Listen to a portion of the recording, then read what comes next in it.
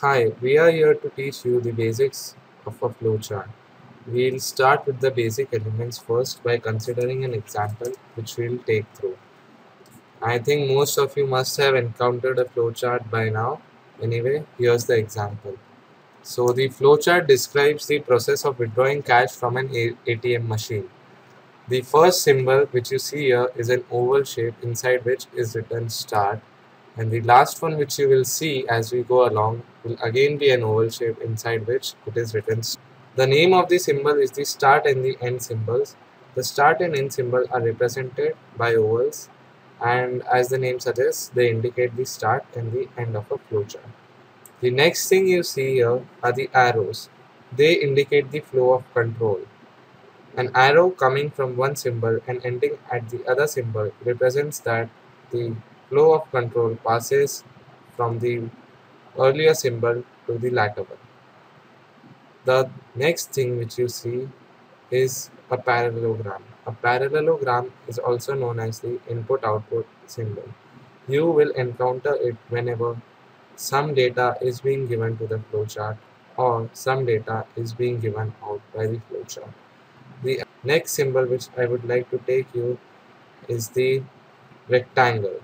The rectangle is also known as the generic processing symbol, and it generally computes stuff. In this case, it is computing a calculation.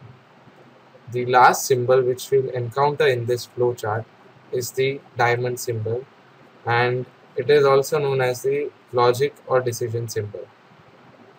Whenever a decision has to be made in a flowchart, a diamond symbol is there. It generally has two answers. If it does not have two answers, then it is advisable to frame the question in such a way that at the end of the day, there are only two answers or two arrows coming out of the diamond symbol. So we'll start here. As you can see, the flowchart starts. Then it reads the card, gathers the information. It asks for the respective pin. Is the pin correct? It takes into account the pin which you have registered earlier and checks it with the one you have entered now. If the pin is correct, it goes on to ask you the money which you need to withdraw.